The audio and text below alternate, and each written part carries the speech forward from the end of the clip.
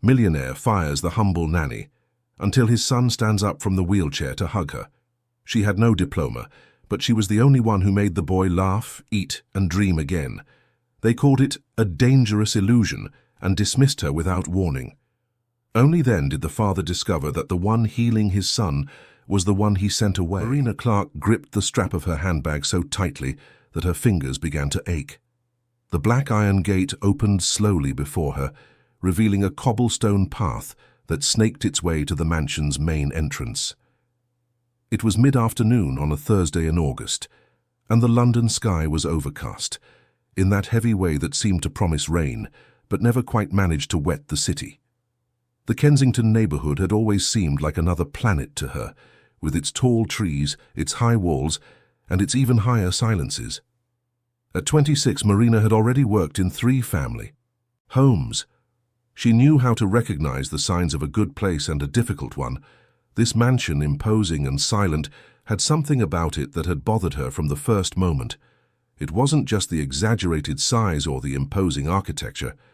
It was the emptiness, as if the entire building were holding its breath, waiting for something that would never arrive.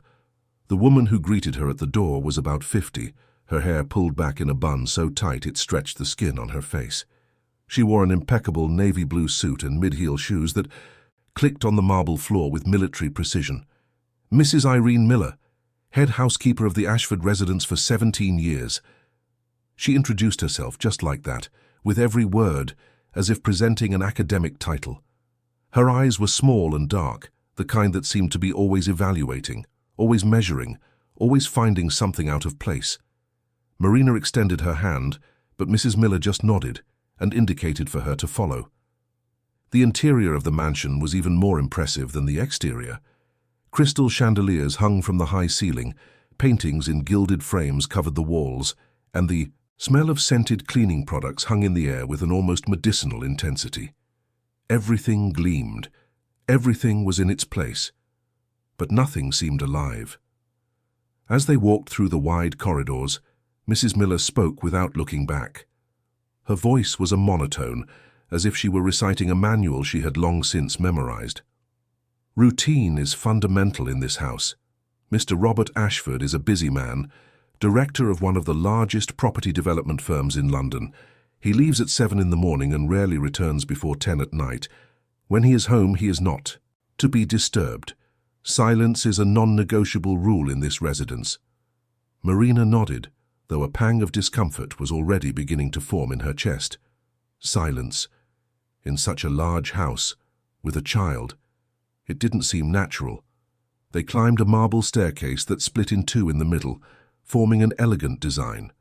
On the 2nd floor, the corridor was even quieter. The doors, all made of fine wood and closed, seemed to guard ancient secrets.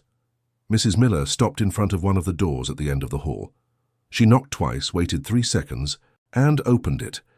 The room that was revealed was immense, but Marina's first impression was one of claustrophobia.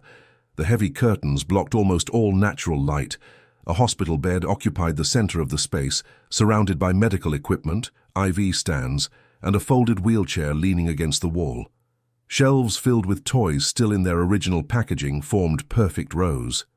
New books, with untouched spines, rested in alphabetical order. Everything looked like a department store catalogue, beautiful, expensive, and completely lifeless. And there, on the hospital bed, was Lucas. The boy was 8 years old, but he looked smaller. His face was pale, almost translucent, with dark circles under his eyes that shouldn't exist on a child. His brown hair was cut short, in a practical and impersonal way. He wore clean, ironed, light blue pajamas. His eyes, however, were what drew the most attention. They were brown and large but empty, as if all the light that should have been there had been extinguished a long time ago. "This is Lucas Ashford. Your duty will be to care for him throughout the day, strictly following the protocol established by Dr. Helena Vance. The doctor comes 3 times a week and personally supervises every stage of the treatment. Any deviation from the protocol must be reported immediately." Marina approached the bed. Lucas did not look away from the window. There was no reaction on his face, not curiosity, not interest, not fear. just a passive acceptance of another change in his routine. "Hi, Lucas. My name is Marina. I'll be staying here with you from today." The boy didn't answer. He didn't even blink. Marina looked at Mrs. Miller, who was already flipping through a thick folder full of papers. "Lucas had an accident 2 years ago. Since then he has lost the use of his legs. Rehabilitation has been slow, but Dr. Vance is emphatic. Discipline and protocol are fundamental for any progress. Fantasies, games that involve unrealistic hopes, and excessive displays of affection are contraindicated. The child needs to accept his condition and work within the limits of reality." Marina felt something tighten in her chest. Those words, spoken with such coldness, seemed crueler than any shout. She looked again at Lucas, who remained motionless, staring out the window as if he weren't really there. Mrs. Miller began to describe the routine. Breakfast at 7, physical therapy exercises. From 8 to 9, bath at 9:30, lunch at noon, always on a tray, always in the room. More exercises in the afternoon, dinner at 6, bath at 7, lights out at 8. Everything timed, everything planned, everything controlled. There was no room for deviation. There was no room for life. The exercises are described here. Mrs. Miller handed her a set of laminated sheets. They are specific movements to stimulate the leg muscles. They must be done exactly as described in the indicated sequence for the specified time. Dr. Vance monitors the progress weekly. Any alteration without prior authorization will be considered negligence. Marina flipped through the pages. They were mechanical, repetitive exercises. Lift the leg 3 inches, hold for 5 seconds, lower, repeat 20 times, rotate the ankle clockwise, 10 repetitions, counterclockwise, 10 repetitions. Everything noted, everything measured, everything devoid of any context that would make sense to an 8-year-old child. "And what about meals?" Marina tried to find some loophole in the protocol's rigidity. "Does Lucas have preferences, something he particularly likes?" Mrs. Miller frowned, as if the question were inappropriate. "The meals are nutritionally balanced by Dr. Vance. Personal preferences are not relevant to the treatment. The child eats what is served. He always has." Marina bit her lip. There was something deeply wrong with this house, this room, this treatment. But she needed this job. There were bills to pay, commitments made, and besides, a part of her, the part that always refused to give up on people, was already starting to grow attached to this silent boy who wouldn't look away from the window. The afternoon passed in a succession of mechanical tasks. Marina followed the protocol to the letter, trying, whenever possible, to establish some kind of connection with Lucas. She talked to him while doing the exercises, told simple stories, tried to draw a smile from him. But the boy remained distant, responding only with monosyllables when absolutely necessary. During lunch, Marina watched how Lucas ate. Small forkfuls, slow chewing, a lost gaze. There was no pleasure there. It was just another task to be completed. The food was healthy, well prepared, but completely bland. Unseasoned grilled chicken, unsalted boiled vegetables, white rice, everything tasteless, everything neutral. "You don't like to eat?" Marina asked softly. Lucas shrugged. "It's food." "But it could be tasty food. Do you like anything special? Pizza? Chocolate fudge? Popcorn?" For the first time something flickered in the boy's eyes, a brief, almost imperceptible flash, but it soon faded, replaced again by apathy. "Mrs. Miller says those things aren't good for me." Marina felt a lump in her throat. There was so much weight in that sentence, so much of a stolen childhood, of a joy denied, of a child who had learned not to want anything so as not to be disappointed. In the late afternoon, as the dim light filtering through the curtain began to darken even more, Marina was sitting beside Lucas's bed, folding the clean clothes that had been brought by the laundry service. The boy was drawing in a notebook, but the drawings were strange. Straight lines, geometric shapes, nothing that resembled the chaotic, colorful drawings that children usually made. "You like to draw?" Marina tried again. "I don't know." "What do you mean you don't know?" "I draw because Dr. Vance says it's good for motor coordination, but I don't know if I like it." Marina took the notebook and looked at the drawings carefully. There was something there, hidden among the straight lines and perfect squares, a restrained attempt to express something that was not allowed to exist. "Can I show you another way to draw? Not to train coordination, just for fun." Lucas looked at her with attention for the first time. His eyes, once empty, now showed a mixture of curiosity and fear. "Mrs. Miller won't like it." "Mrs. Miller doesn't need to know everything," Marina smiled. "Sometimes we can have little secrets. Good secrets." The boy hesitated, but then, almost imperceptibly, he nodded. It was at that moment, in that small gesture of silent rebellion, that something began to change. Marina didn't know it yet, but she had just planted the first seed of transformation in that sterile room. The night arrived with its usual wait.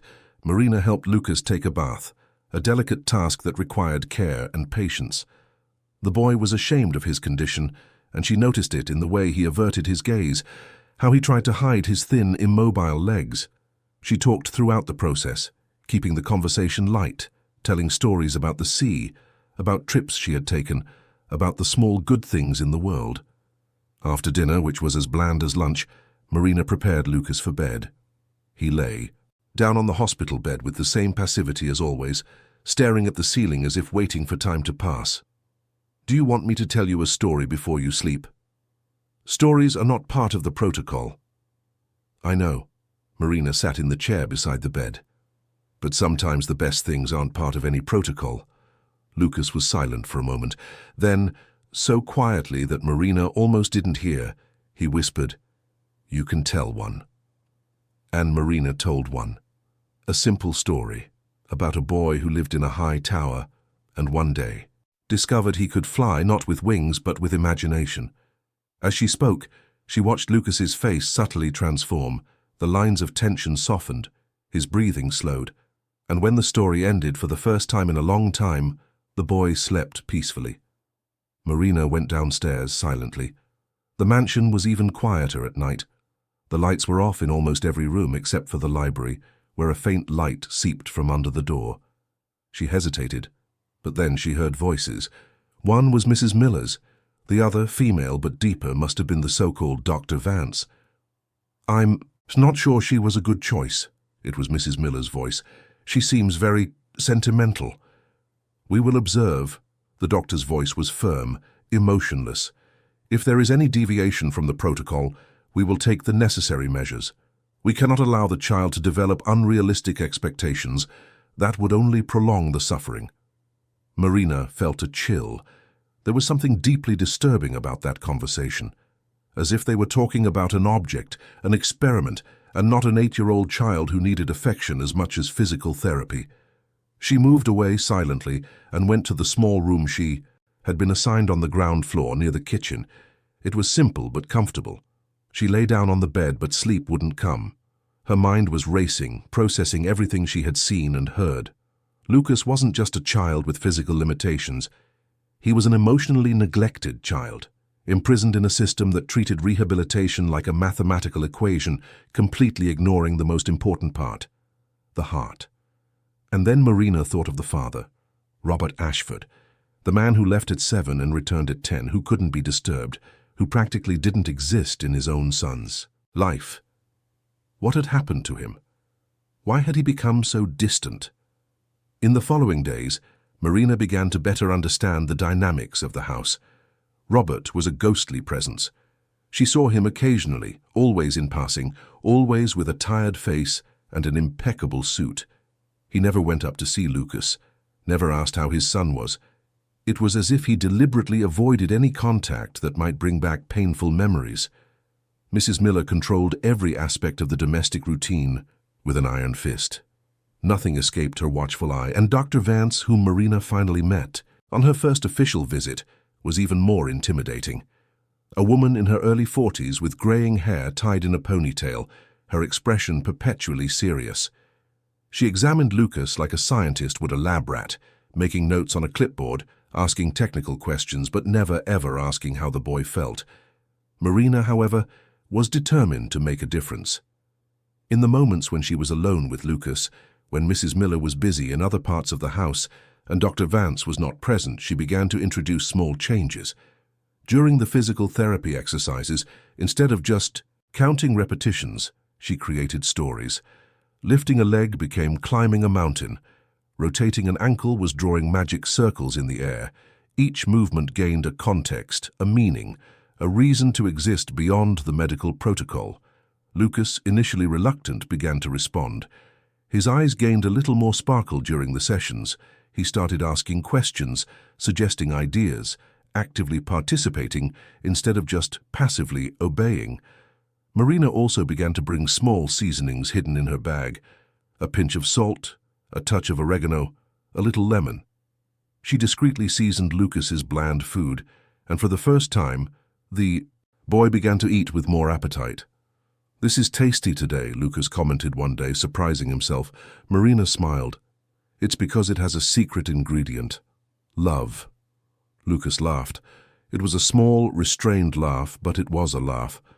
And that sound, so rare in that silent house, echoed like music in Marina's ears. But it wasn't all smooth sailing. Mrs. Miller began to notice the changes. She watched with suspicion when Lucas smiled. She frowned when she heard laughter coming from the room. And Dr. Vance, on her weekly visits, also noticed that something was different. During one of her evaluations, she asked Marina direct questions.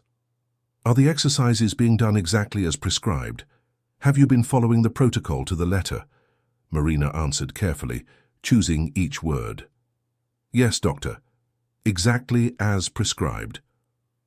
"And you haven't done anything beyond the protocol? Encouraged fantasies or unrealistic expectations?" Marina swallowed hard. "No, doctor." The doctor studied her for a long moment, as if she could read lies on her face. Then she nodded and turned her attention back to Lucas, who immediately became tense and quiet again. That night, Marina overheard another conversation. This time, it was Mrs. Miller. On the phone in the kitchen, Marina was returning from getting water when she heard her. "Yes, Mr. Ashford, I understand your concern, but I must warn you, the new caregiver has been demonstrating behaviors that could compromise the treatment. She is too affectionate, too permissive. Dr. Vance is also concerned. It may be necessary to consider a replacement before irreversible damage is done." Marina felt her blood run cold. They were plotting to have her fired. But why? Because she treated Lucas like a child? Because she offered affection instead of just performing mechanical tasks? She returned to her room without making a sound, but she couldn't sleep. The injustice of the situation consumed her. Lucas was getting better. For the first time in years, probably, he was showing signs of life, of joy, of hope, and that was seen as a problem. The next morning, she decided to do something risky. During Lucas's breakfast, which as always was bland and predictable, she brought something special hidden in her bag. A small jar of homemade strawberry jam she had made over the weekend. "Look what I brought," Marina whispered, checking that Mrs. Miller wasn't around. Lucas's eyes widened. "What is it?" "Strawberry jam to put on your toast. Want to try?" The boy hesitated, looking towards the door as if expecting someone to appear at any moment to punish him. But then, with a courage that surprised them both, he nodded. Marina spread the jam on the toast and handed it to Lucas. He took a slow bite, and then his entire face lit up. "It's sweet." "It is. Life can be sweet too, Lucas. It doesn't always have to be tasteless." The boy ate the entire piece of toast with a speed Marina had never seen. And when he finished, he smiled. A real wide smile that showed his teeth and crinkled his nose. It was in that moment that Marina knew. It didn't matter what Mrs. Miller or Dr. Vance did. It didn't matter if she lost this job. She had to fight for this boy. Because for the first time in a long time, Lucas was alive, and she wouldn't let them extinguish that light again. The day followed its usual routine, but there was something different in the air. Lucas was more animated during the exercises. He talked more. He asked questions about the world outside, about places Marina had been, about things he only knew through books he wasn't allowed to read freely. "Marina," Lucas called out in the afternoon as she was adjusting the cushions in his wheelchair. "Can I ask you a question?" "Of course, always." "Why are you nice to me? The other caregivers never were. They just did what Mrs. Miller told them to. Marina sat down beside him and held his small hand. Because you deserve to be treated with kindness, Lucas. You're not just a patient, you're a wonderful child who has been through difficult things, and you deserve to have someone who believes in you. Lucas's eyes filled with tears. Do you really think I can get better? For real? I think you can do incredible things. Maybe not in the way everyone expects, but in your own way. And that's even more special. The boy squeezed Marina's hand, and in that simple gesture a deep bond was formed. It was more than caregiver and patient. It was a real, genuine connection between two people who had found in each other something that was missing in their lives. But Marina didn't know that at that exact moment. On the other side of the ajar door, Mrs. Miller was watching everything with narrowed eyes and a disapproving expression. And mentally, she was already formulating her next report for Dr. Vance and Mr. Robert Ashford. The silent war unfolding in that Kensington mansion was just beginning, and Marina, unknowingly, had just lit the fuse of a battle that would forever change the destiny of that house and everyone who lived in it. That night, for the first time since she had arrived, Marina went up to the third floor where Robert's office was. She knew she was breaking an unspoken rule, but she had to try. She had to make that absent father see what was happening to his son. She knocked on the door twice. No answer. She knocked again, harder. Finally, a tired voice came from within. "Come in." Marina opened the door. Robert was sitting behind a huge mahogany desk, surrounded by papers, building plans, and a half-empty bottle of whiskey.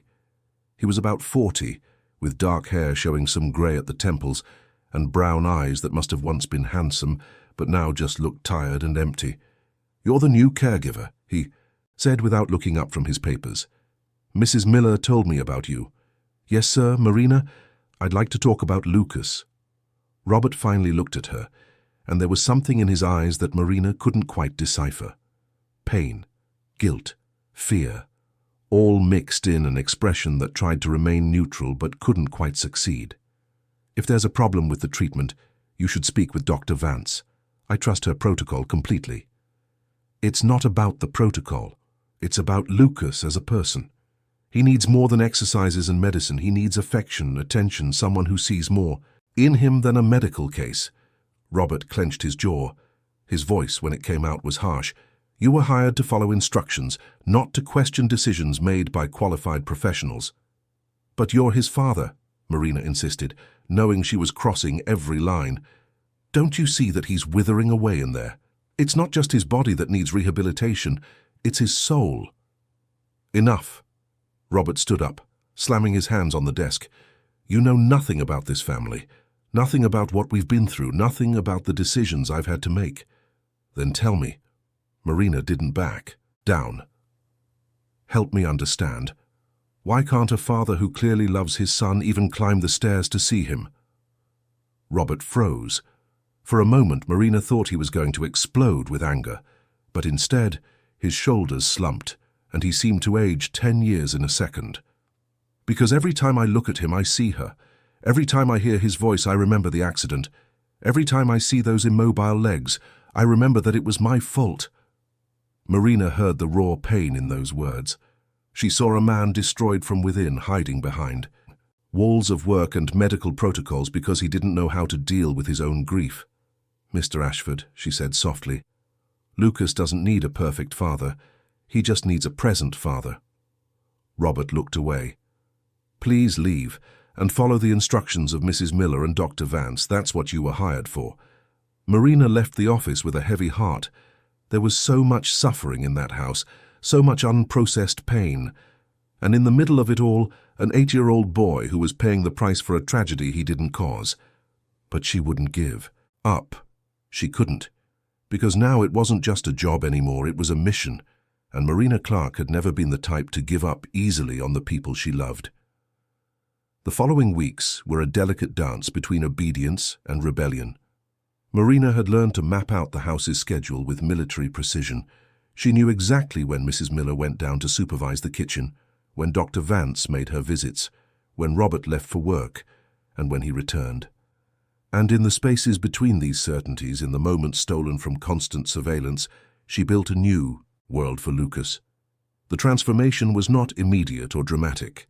It was gradual, like the blooming of a flower that had been without sun for too long.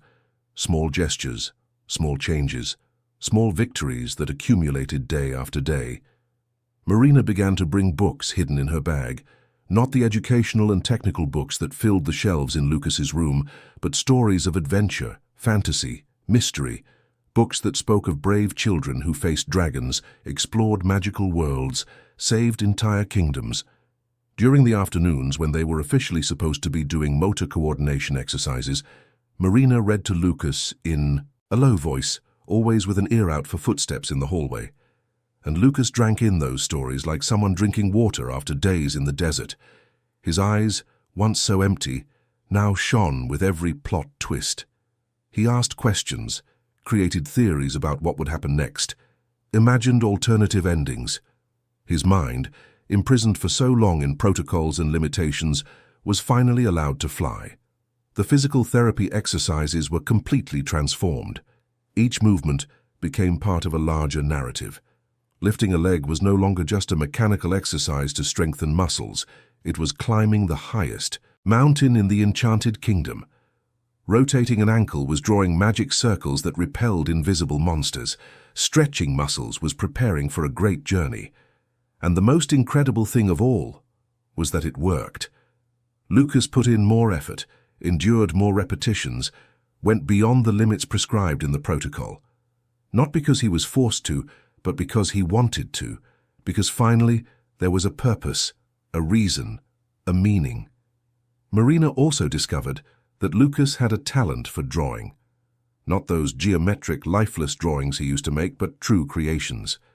It started with small doodles in the margins of his exercise notebooks. Then it evolved into complete drawings. He drew the characters from the stories Marina told, created maps of the imaginary worlds they visited together, illustrated his own adventures. One day, Marina brought colored pencils. Mrs. Miller had forbidden art supplies, claiming they could stain the expensive sheets, but Marina didn't care.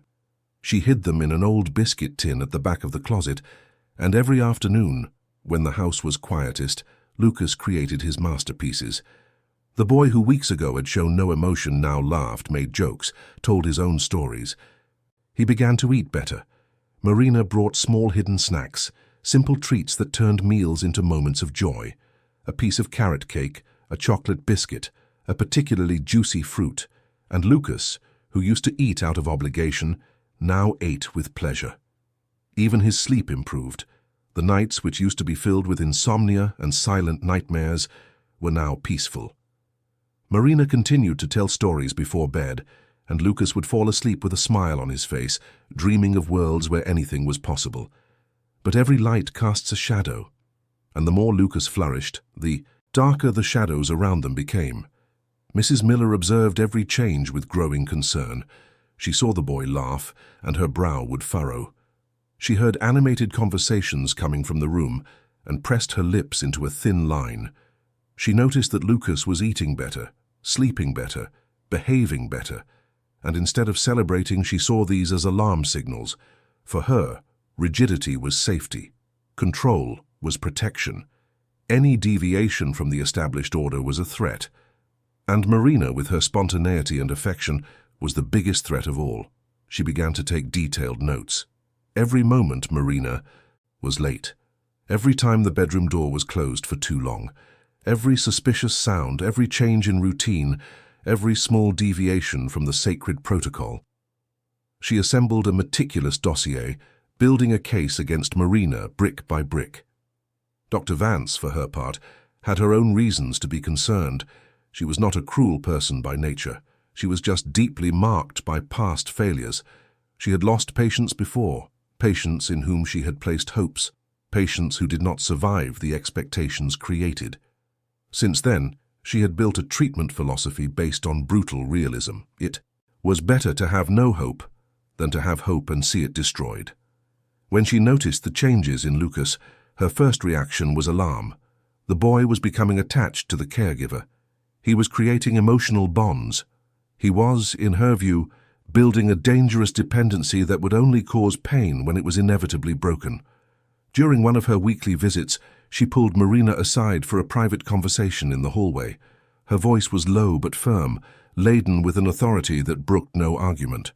"Miss Clark, I have noticed certain irregularities in Lucas's treatment. He appears overly excited, showing signs of intense emotional attachment.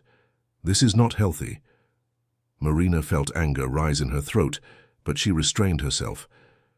"With all due respect, Doctor, Lucas is better. He eats better, sleeps better, puts more effort into his exercises. How can that not be healthy? Because it's based on fantasy." The doctor crossed her arms. "On unrealistic expectations. You are creating a make-believe world for him, and when reality inevitably imposes itself, the impact will be devastating. Or maybe," Marina couldn't hold back, "reality doesn't have to be as cruel as you insist on making it." Dr. Vance's eyes narrowed. "Watch your tone, miss. I have years of experience in this field. I have seen many cases. I know exactly what I am doing." "And what is it that you're doing?" Marina asked, her voice trembling with restrained emotion. "Are you saving Lucas or just keeping him alive? Because there's a huge difference between those two things." The doctor turned pale. For a moment, Marina thought she had gone too far. But then Dr. Vance simply turned and walked down the stairs, her heels clicking on the marble with excessive force. Marina knew she had crossed a line, but she didn't regret it. She couldn't regret it when she saw the smile on Lucas's face, when she heard his laughter, when she witnessed the boy finally becoming a real child. That night, Mrs. Miller and Dr. Vance had a long conversation in the library. Marina didn't need to hear it to know what it was about. It was written in the way they both looked at her the next day, in the whispers that ceased when she walked by, in the weight of the silence that followed her through the corridors. But Marina had an ally, and she didn't even know she had. Lucas. The boy, for the first time in years, had something to fight for. He had someone who made him feel alive. And with the courage that only children possess, that pure courage that has not yet learned to fear the consequences, he decided to do something drastic. One afternoon, when Mrs. Miller came up to supervise the changing of the bed linen, Lucas looked at her directly for the first time. "I like Marina," he said, his voice small but firm. "She's good to me." Mrs. Miller paused, surprised by the unexpected declaration. "Dr. Vance's treatment is what is good for you, Lucas, not superficial feelings." "But I feel better," Lucas insisted. "I feel happy. Doesn't that count?" The housekeeper bent down until she was at the boy's eye level, and there was something in her face that Marina, watching from the other side of the room, couldn't quite decipher. There was hardness there, yes, but also something more. Fear, pain, memories that refused to heal. "Happiness is temporary, Lucas," Mrs. Miller said with a softness that seemed painful. "And when it goes away, the pain that's left is worse than if you had never been happy at all." Marina felt a shiver run down her spine. There was a story there. An old wound that had never closed. Suddenly she understood. Mrs. Miller wasn't just rigid by nature. She was rigid because she had chosen control as armor against a pain she couldn't face.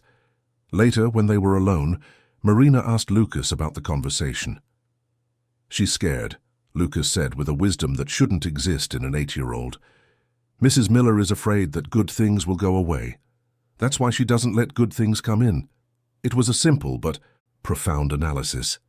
And Marina realized that Lucas was right. Mrs. Miller and Dr. Vance were not villains. They were wounded people trying to prevent others from getting hurt without realizing they were causing a different kind of pain. But this understanding didn't change the situation. If anything, it only made it more complicated. The days passed in a growing tension. Marina knew she was being watched, that her every move was being recorded, that her time there was numbered. But she couldn't stop. She couldn't go back to the cold mechanical protocol, not when she saw so much life finally sprouting in Lucas. Then came the day that would change everything. It was a Thursday afternoon. Marina and Lucas were in the middle of one of their exercise sessions turned adventures. This time, they were exploring a magical cave, searching for hidden treasure. Lucas was lying on the floor doing stretching exercises, and Marina had spread some of his drawings around the room, turning the space into a treasure map. They were so engrossed in their game that they didn't hear the door open. They didn't notice Mrs. Miller and Dr. Vance entering. They only realized when the housekeeper spoke, her voice cutting through the air like a blade. "What is going on here?" Marina stood up quickly, her heart racing. Lucas sat up on the floor, his eyes wide with fear.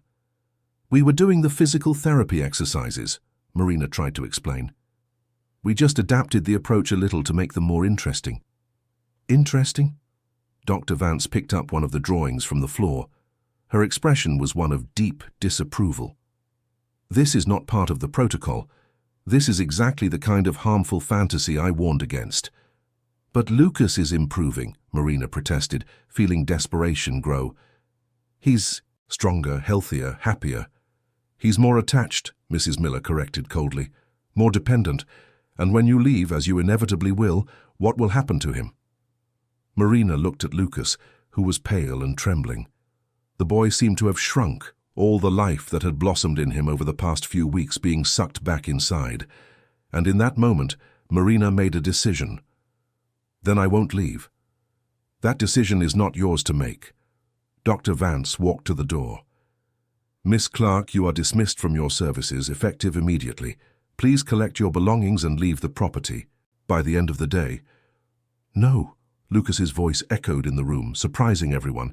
He was trying to get up, supporting himself on the floor with his hands. "Please, don't send her away, please." "Lucas, calm down." Mrs. Miller approached, but the boy pulled away.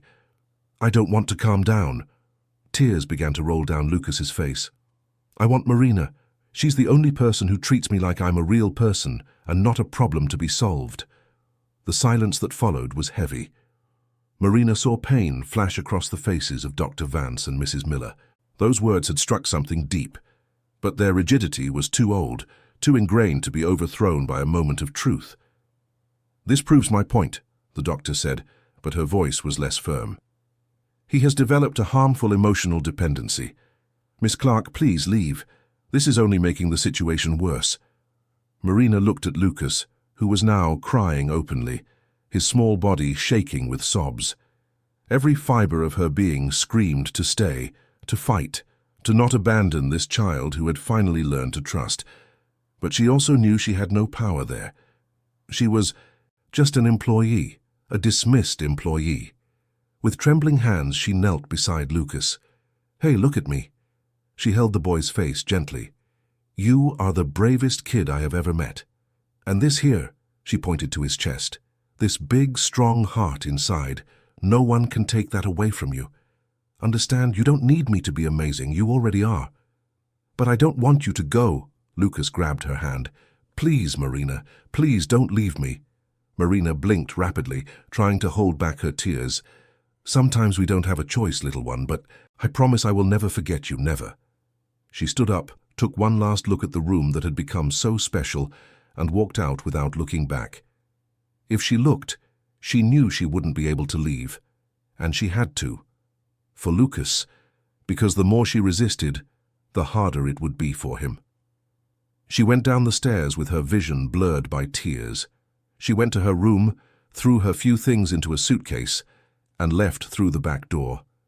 She didn't want formal goodbyes. She didn't want to see Mrs. Miller's triumphant look or Dr. Vance's expression of a duty fulfilled. As the gate closed behind her, Marina heard a sound that made her stop. It was a scream, an agonizing scream coming from somewhere on the second floor. Lucas.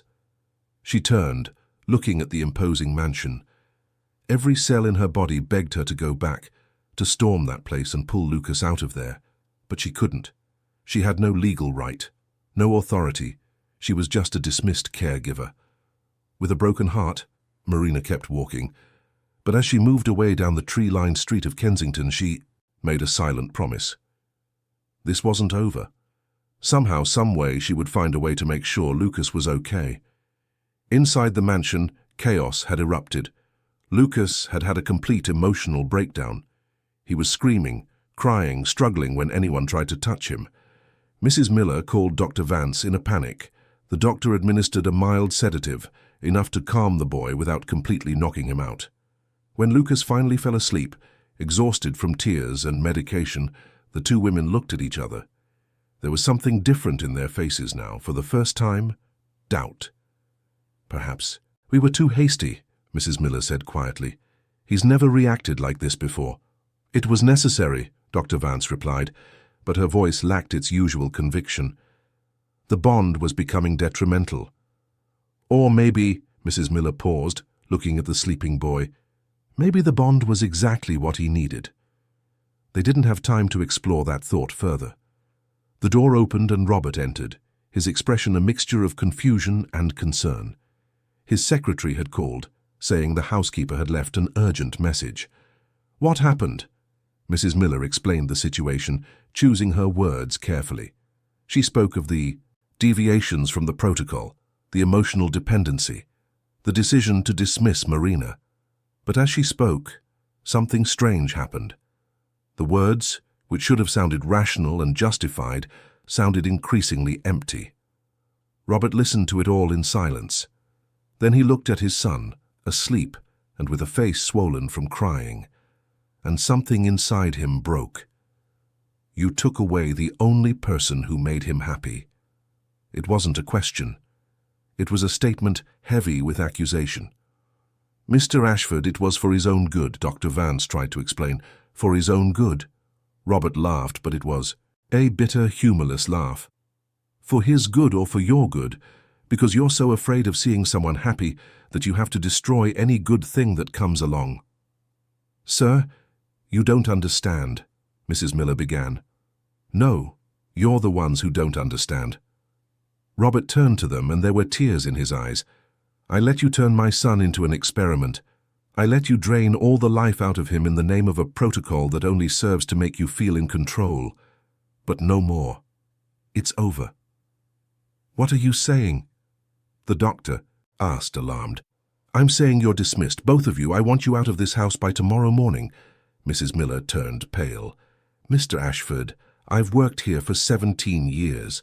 And for 17 years, you've turned this house into a mausoleum. No more. Now go. Get out of my room. Get out of my son's room. Leave us alone." The two women left, stunned. Robert was alone with Lucas. He slowly approached the bed, looking at his son as if seeing him for the first time in years. "My son," he whispered, kneeling beside the bed and taking Lucas's small hand. "What have I done to you? What have I let them do?" The tears Robert had suppressed for 2 years finally fell. He cried for the wife he lost, for the accident he couldn't prevent, for the years he spent hiding from the pain instead of facing it. And as he cried, a decision formed in his mind. He had to fix this. He had to find Marina. He had to bring back the person who had given life back to his son. But first, for the first time in a long time, he needed to be there, present. No longer a ghost in his own house, but a real father. Robert pulled up a chair and sat beside Lucas's bed, and he stayed there, holding his son's hand, as night fell on the silent Kensington mansion. For the first time in years, he stayed. And that, he knew, was just the beginning of a long journey of reparation. The morning arrived heavy over the Ashford mansion. Robert hadn't slept. He had spent the entire night beside Lucas, watching the boy's chest rise and fall in a fitful sleep. Every time Lucas stirred, moaning softly, Robert squeezed his hand, whispering words of comfort he wasn't sure his son could hear. When the first rays of sun began to filter through the heavy curtains, Robert finally stood up. His body ached from the night in the uncomfortable chair, but the physical pain was nothing compared to the weight he carried in his chest. He looked one last time at Lucas, who was still sleeping, and left the room with silent steps. In the hallway, he found Mrs. Miller. She had spent the night packing her things, and now she was dressed to leave with 2 old suitcases at her feet. Her face, always so controlled, showed signs of a sleepless night and perhaps some hidden tears. "Mr. Ashford," she began, her voice softer than usual, "I just wanted to say that I'm sorry. I truly thought I was doing the right thing. I just wanted to protect him." Robert nodded but said nothing. Part of him understood, part of him even felt sorry for her. But the larger part, the part that had watched his son cry himself to sleep, couldn't forgive. Not yet. Mrs. Miller picked up her suitcases and went down the stairs. Robert heard her leave, through the front door, and then the house became even quieter, a different kind of quiet. No longer the silence of repression, but the silence of waiting, as if the mansion itself were holding its breath, waiting to see what would come next. Dr. Vance had left during the night without any goodbyes. She had left only a formal letter terminating her contract and a list of doctors who could replace her. Robert threw both in the trash without reading them completely. Now, alone in the enormous house with his son still asleep, Robert had to make a decision. And he knew exactly what it would be. He had to find Marina. The problem was he knew nothing about her. He didn't have her address, her phone number, no information beyond the full name on her hiring documents. Marina Clark, a common name in a city of 9 million people. But Robert Ashford hadn't built a business empire by being easily discouraged. He picked up the phone and started making calls to his secretary, to contacts in human resources, to people who knew people who could help. It took 3 days. 3 days during which Lucas woke up and discovered that Marina was really gone. The boy didn't cry this time, it was worse. He simply shut down. He stopped talking, stopped eating, stopped reacting to any stimulus. It was as if he had decided to disappear from the inside out. Robert tried everything. He sat beside the bed, told clumsy stories that made no sense, tried to make Lucas laugh with jokes that neither of them found funny. But the boy just stared at the ceiling, his eyes empty, his body still. On the 3rd day, Robert finally got an address. Marina was working at a small shelter in Brixton, a non-profit organization that cared for vulnerable children. It was a long way from Kensington, both in distance and in worlds. Robert didn't think twice. He left Lucas in the temporary care of a hastily hired nurse and drove to Brixton. The shelter was in an old building that had seen better days. The paint was peeling from the walls, and the iron gate was rusted. But there was something there that the Ashford mansion didn't have. There was life. Children played in the small courtyard, their laughter echoing down the street. Volunteers were painting a wall with vibrant colors. Someone was playing a guitar somewhere inside. Robert parked his imported car on the narrow street, feeling completely out of place in his designer suit. People passed him with curious but not hostile looks. This was a world he only knew through numbers on his company's social responsibility reports. He had never actually been here, never felt the real texture of life outside the protected bubble he lived in. He entered through the gate and was greeted by an older woman in a paint-splattered apron. "Can I help you?" "I'm looking for Marina Clark. I was told she works here." The woman studied him for a moment, and Robert realized she was assessing whether he was a threat or not. Finally, she nodded and shouted into the building, "Marina, someone's here for you." And then Marina appeared. She was dressed in simple clothes, jeans and a t-shirt, her hair pulled back in a messy ponytail. There was paint on her hands and a smile on her face as she talked to a small child who was following her. But when she saw Robert, the smile vanished. "Mr. Ashford." Her voice was cold, cautious. Robert couldn't blame her. "I need to talk to you. It's about Lucas." Marina winced at the name, but then composed herself. "I have nothing to say, sir. You dismissed me. You made it very clear my services were no longer needed." "I know, and I was wrong." Robert took a step forward. "We were wrong. Please, just give me 5 minutes." Marina hesitated. The child beside her tugged at her hand. "Auntie Marie, who is he?" "It's nobody, sweetie," Marina replied softly, but her eyes were still fixed on Robert. "Go play with the others, okay? I'll be right back." The child ran off, and Marina crossed her arms, a clear defensive posture. 5 minutes. Robert told her everything. He talked about how he had dismissed Mrs. Miller and Dr. Vance, about how Lucas had stopped eating, talking, living, about how he, Robert, had finally woken up to what he was doing to his own son, and about how he was here humbly, asking her to come back. "Not as an employee," he said, his voice breaking slightly. "As part of the family. As the person my son needs. Please." Marina listened to him in silence. When he finished, she was quiet for a long moment. Robert could see the struggle happening behind her eyes, the pain of rejection battling the love she felt for Lucas. Finally, she spoke. "I'm not coming back to be thrown out again when someone decides my methods are too affectionate or too different. If I come back, it's to stay. It's to be a real part of his life, not just when it's convenient." "Yes," Robert agreed without hesitation. "That's exactly what I'm asking. We need you. I need you. I need someone to teach me how to be a father again, how to fix what I've broken." Marina studied him for a long moment. Then she sighed. "I need a day to sort things out here. I can come back tomorrow." Robert felt a huge weight lift from his shoulders. "Thank you," he said, and there were genuine tears in his eyes. "Thank you." The next day, Marina returned. This time not through the back door, but through the main entrance. Not as a hired employee, but as someone essential. Robert greeted her personally, helping her with her bags, leading her not to the small room in the back, but to one of the guest rooms on the same floor as Lucas. "The boy is in a bad way," Robert warned as they went up the stairs. "Worse than I've ever seen. He barely recognizes I'm there." Marina nodded, her face serious. "Can I see him?" "Of course." Robert led her to the room. He opened the door slowly and Marina went inside. Lucas was exactly as Robert had described, lying on the bed, eyes open but empty, staring at nothing. He had lost noticeable weight in just 3 days. There were purple smudges under his eyes and his skin was as pale as paper. Marina approached, slowly. She sat on the edge of the bed and took Lucas's small hand in hers. The boy didn't react.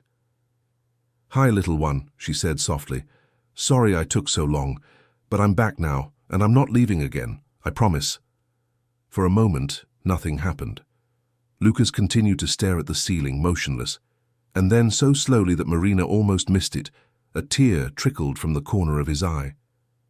"Marina," his voice was a hoarse whisper, "you're really back?" "I'm back," she squeezed his hand. "I'm back for good." And then something extraordinary happened. Lucas tried to sit up. His arms trembled with the effort, his muscles weak after days of disuse. Robert took a step forward to help, but Marina signaled for him to wait. Lucas needed to do this himself. The boy struggled, his face contorted with concentration. And then, with a grunt of effort, he managed to push himself up onto his elbows. He was panting, exhausted from just this simple movement, but there was something different in his eyes now. There was determination. "I want to stand up," he said, looking at Marina. "I want to stand up when you're here." "Lucas, you don't have to," Marina began, but he shook his head.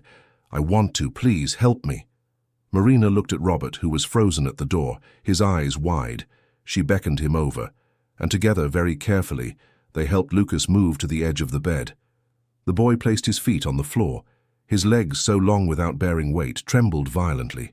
Robert and Marina held him by the arms, providing support. "Slowly," Marina instructed. "Don't force it. Just feel." Lucas took a deep breath. And then, with an effort that seemed to come from somewhere deep, inside him he began to push himself up. His legs shook so much that for a moment it seemed they would give way. But he didn't give up. And then, for 3, 4, 5 glorious seconds, Lucas stood. It wasn't a perfect stance. He was completely dependent on Robert and Marina's support. His legs could barely hold his weight. But he was standing.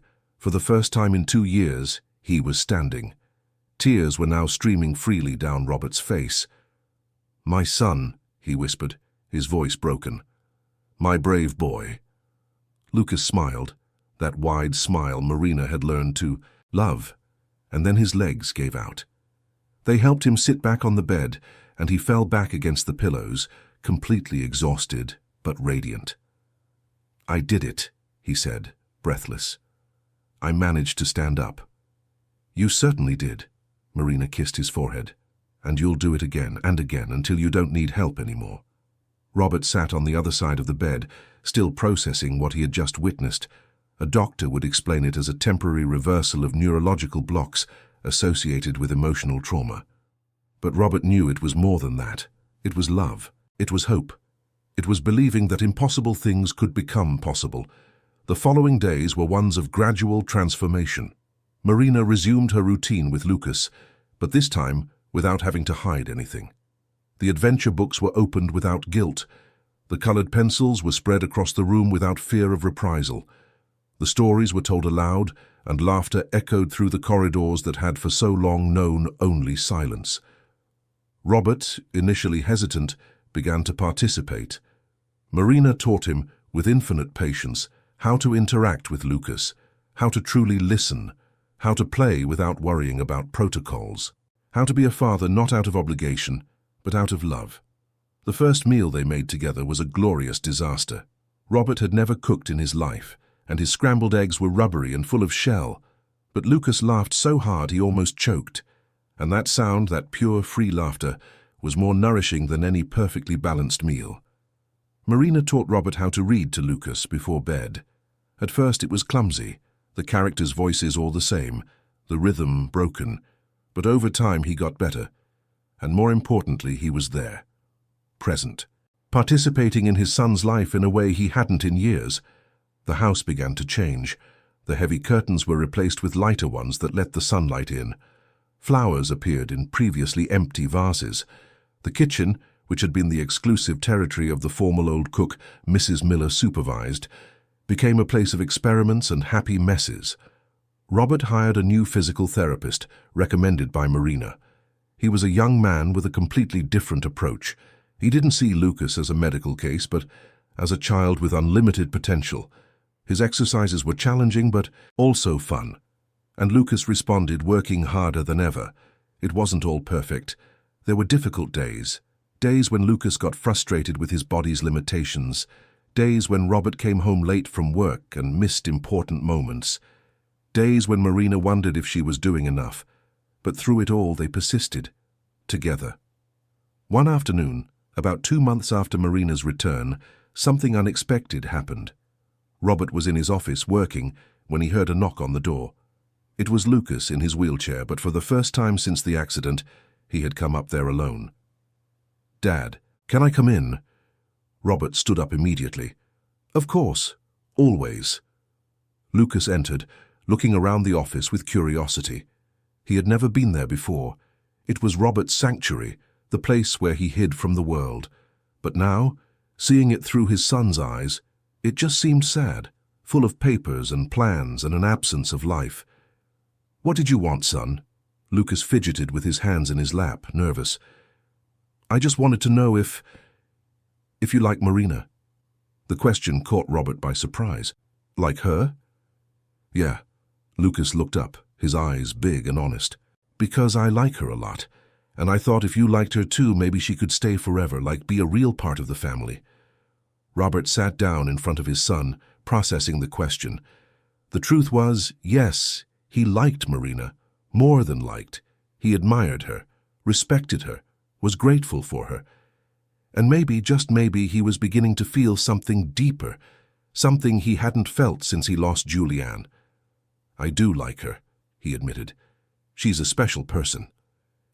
"Then you should marry her," Lucas said with the disarming simplicity of children. Robert laughed, but it was a gentle laugh. "Son, things are a bit more complicated than that." "Why? If you like her, and I like her, and she likes us, why is it complicated?" It was a good question, a question Robert didn't have a good answer for, because he was afraid. Afraid of betraying Julianne's memory, afraid of opening himself up again and potentially getting hurt, afraid of ruining the good thing they finally had. But as he looked at his son, at this boy who had faced so many fears and overcome so many obstacles, Robert realized something. Fear was just another barrier to be overcome. And maybe, just maybe, it was time to be as brave as Lucas. "Let me think about it, okay?" he said, ruffling his son's hair. "But thank you for telling me what you think.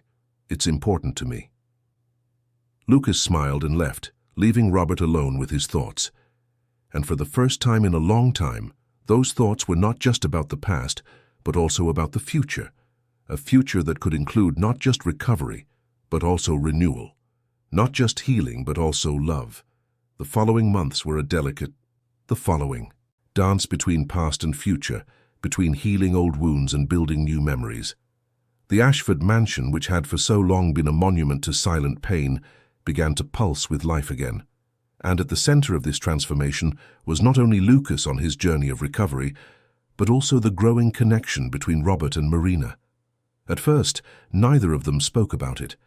It was something that existed between the lines, in glances that lasted a second longer than necessary, in shared smiles when Lucas did something funny, in the accidental touch of hands when passing dishes. At the dinner table, it was delicate, fragile, like a new plant that wasn't yet sure if it would survive the transplant.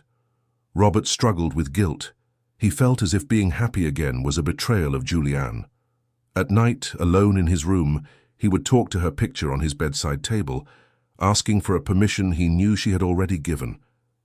Julianne would never have wanted him to spend the rest of his life mired in grief. She loved life too much, loved him and Lucas too much to wish that upon them. But knowing that in his mind and accepting it in his heart were two different things. Marina, for her part, had her own fears. She had fallen in love with Lucas first, with the purity of this child who needed so much love. But at some point, without realizing exactly when, she had also fallen in love with Robert, with the broken man who was learning to rebuild himself, with the father who was learning to be a father, with the courage it took to admit mistakes and change. But she was afraid of invading a space that wasn't hers, of replacing someone who could never be replaced. That one day Robert would wake up and realize she was just the caregiver who had stayed too long. It was Lucas, in his innocent, childish wisdom, who forced the issue. It was a Friday night, 3 months after Marina's return. They were in the living room, something that had become a routine. Robert was working on some documents on the sofa. Marina was reading a book in the armchair, and Lucas was drawing in his notebook on the floor, propped up by cushions. The television was on quietly, more as background noise than anything else. Suddenly, Lucas lifted his head and said with the casualness of someone commenting on the weather, "When are you two getting married?" Robert almost dropped the glass of water he was holding. Marina dropped her book, turning completely red. The silence that followed was the kind that seemed to have physical weight. "Lucas," Robert began, trying to find the words. "Son, things aren't that simple." "Why not?" Lucas looked from one to the other, genuinely confused. "You like each other, I see it, everyone sees it, and I want Marina to be my real mum, not just someone who lives here." Marina felt tears burn her eyes. Robert seemed to be fighting an internal battle, visible in the way his jaw tensed. "Lucas, you know no one will ever replace your mother," Robert said carefully. "Your mum was special, and she will always have a place in your heart and in mine." "I know," Lucas replied with a seriousness that shouldn't exist in an 8-year-old. "But Mum isn't here anymore, and Marina is, and I think Mum would have liked her. She would have wanted us to be happy." Those words broke something in Robert, or perhaps they fixed it. He looked at Marina, really looked, and saw in her eyes the same mixture of hope and fear that he felt. "Marina," he said, completely ignoring that Lucas was there, ignoring any protocol or perfect timing. "Can I talk to you, in private?" She nodded, not trusting her own voice. Lucas grinned, a mischievous smile that showed he knew exactly what he was doing. They went out into the back garden. It was an autumn evening in London, with that dry chill that called for light jackets. The garden, which was once impeccably maintained but soulless, now had a swing that Robert had installed for Lucas and flower beds that Marina had planted. Robert was silent for a moment, looking up at the starry sky. When he finally spoke, his voice was thick with emotion. "I don't know how to do this," he admitted. "I don't know how to start over, how to allow myself to feel good things without feeling guilty, how to look to the future when I've spent so long trapped in the past." Marina took a step closer. "Nobody knows, Robert. We just figure it out as we go." "I fell in love with you," he said. Suddenly, turning to face her, "I don't know when it happened exactly. Maybe it was when I saw you with Lucas for the first time, seeing things in him that I had forgotten to see. Maybe it was when you had the courage to confront me, to tell me truths no one else dared to. Or maybe it was in one of the 1,000 small moments we've shared since then. But it happened, and I don't know what to do with it." Marina felt the tears stream freely now. "You don't have to do anything but accept it. Accept that. It's possible to love again. That it's possible to be happy without betraying the memory of those we've loved. That it's possible to build something new on the ruins of what was lost. Robert held her face in his hands, his thumbs wiping away her tears. You taught me how to be a father again. You taught me how to live again, and now you're teaching me how to love again. And then he kissed her. It was a soft kiss, hesitant at first, laden with all the fears and hopes they both carried. But then it deepened, becoming a promise of a new beginning, of shared healing, of a love that doesn't erase the past but illuminates the future. When they parted, they were both crying and smiling at the same time. "Marry me," Robert said, not as a question but as a request, a plea, a sincere, wholehearted offer of his heart. "Help me be the best version of myself. Let me spend the rest of my life thanking you for saving my son, for saving me." Marina laughed through her tears.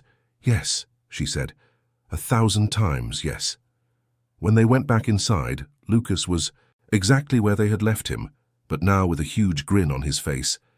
"You're getting married?" he asked, but it wasn't really a question. "We are," Robert confirmed, sitting down beside his son. "If you agree." "I agree." Lucas jumped up to hug Marina, and then Robert.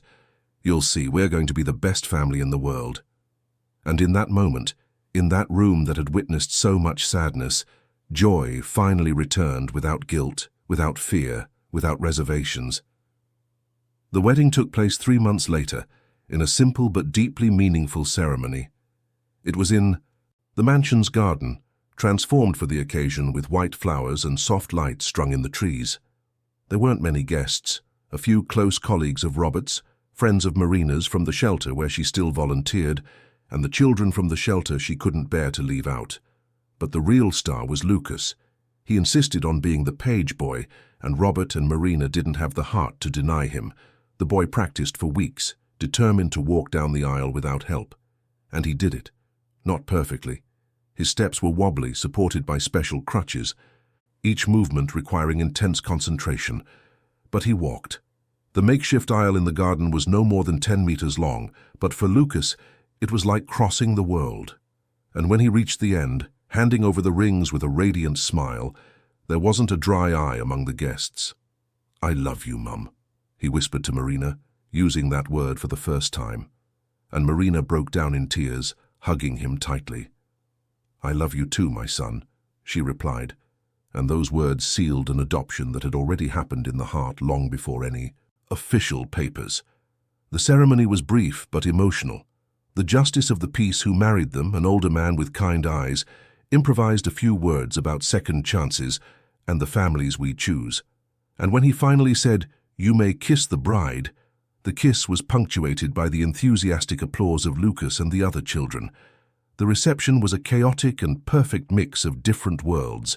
Executives in suits chatted with shelter volunteers. Street kids played with the children of businessmen.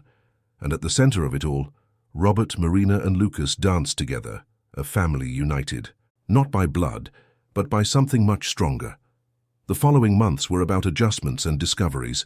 Marina officially adopted Lucas, a process that brought more happy tears. Robert began to work less, delegating more responsibilities to spend time with his family. And Lucas continued to progress, not just physically but in every area. One day, almost a year after the wedding, Marina made an announcement that would change everything again. They were having dinner together, as had become their habit. Lucas was talking about his day at the school he had finally started attending, excited about the new friends he was making. Robert listened with genuine attention, asking questions, laughing at the funny stories. Marina waited until there was a natural pause in the conversation. Then, with her hands trembling slightly, she said, "I have some news." They both looked at her, curious. "I went to the doctor today, a routine checkup, but he found something good." She paused, savoring the moment.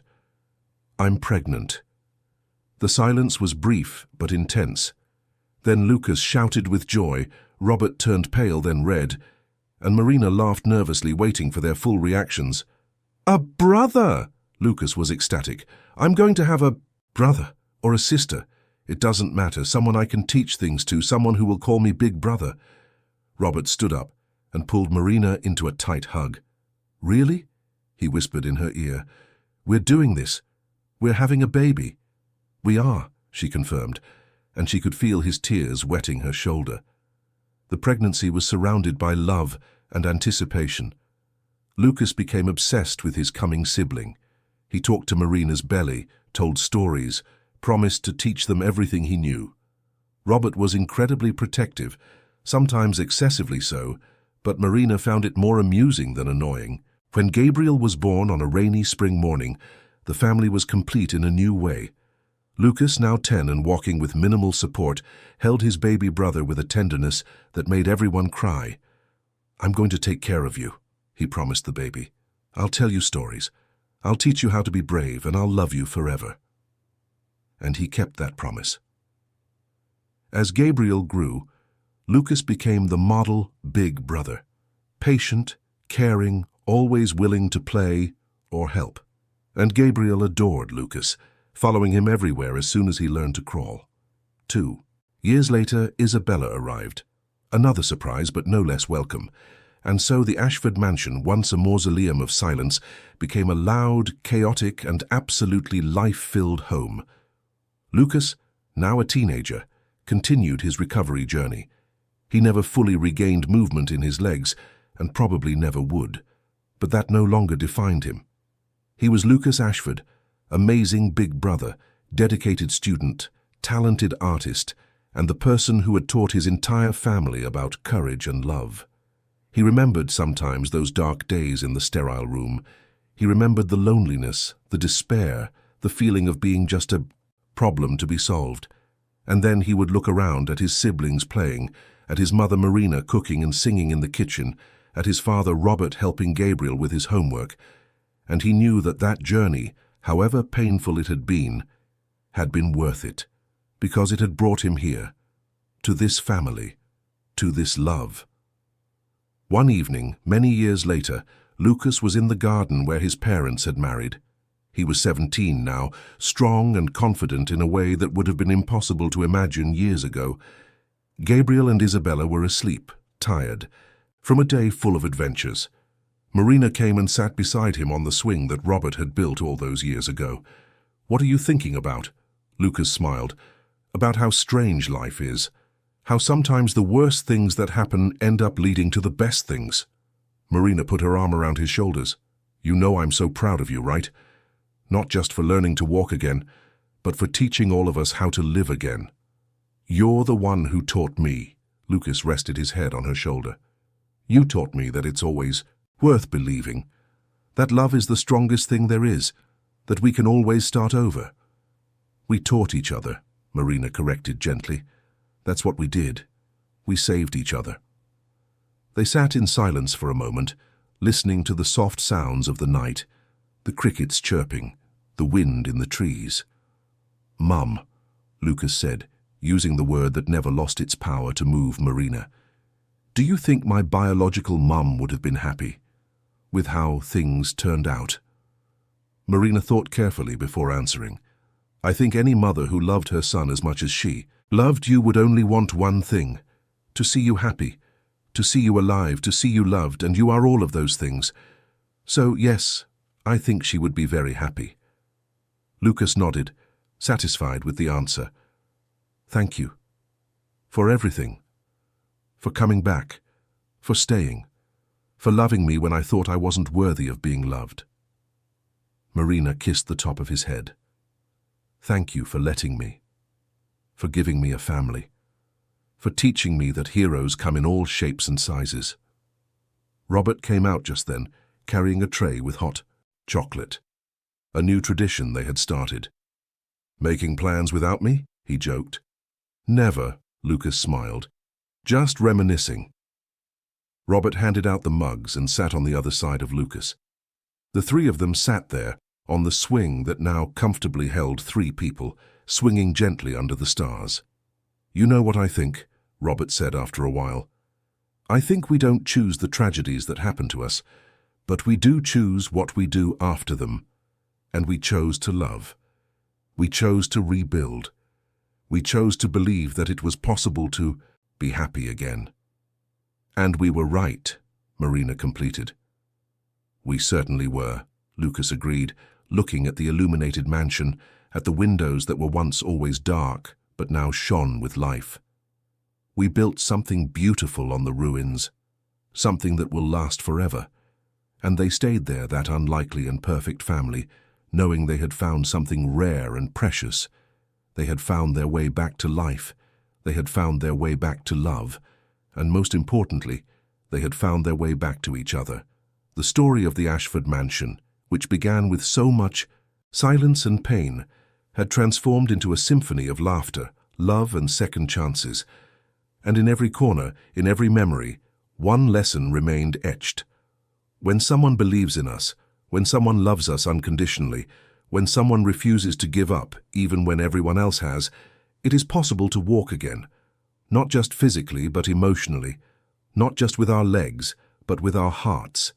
It is possible to live again. It is possible to dream again. It is possible to be whole again. And sometimes, when we are very lucky, we find people who not only help us get up, but who decide to walk beside us for the rest of the journey. And those people become our family, our house, our home. And that, in the end, is what we are all looking for. Not perfection, not an absence of pain, but the presence of love, the presence of hope, the presence of people who care enough to stay even when it gets hard. The Ashford mansion, now full of life and love, was living proof that it is always possible to start over, that it is never too late to change, that love, true and unconditional, can heal even the deepest wounds. And as the night wore on and the family finally went inside to sleep, each in their own room, but all united by the same love, one thing became clear. This was not just the story of Lucas learning to walk again, it was the story of an entire family learning to live again. And that perhaps was the greatest victory of all. End of story. Dear listeners, we hope the story of Robert, Marina, and Lucas has deeply touched your heart. If you were moved by this journey of reconstruction, unconditional love, and second chances, please leave a like, subscribe to the channel, and tell us in the comments which moment marked you the most. Every day, we bring intense stories like this one, which reveal the deepest side of the human soul and remind us that it is always possible to start over when we have love by our side. We look forward to seeing you in the next episode with another story that will stir your emotions and make you believe in the transformative power of love.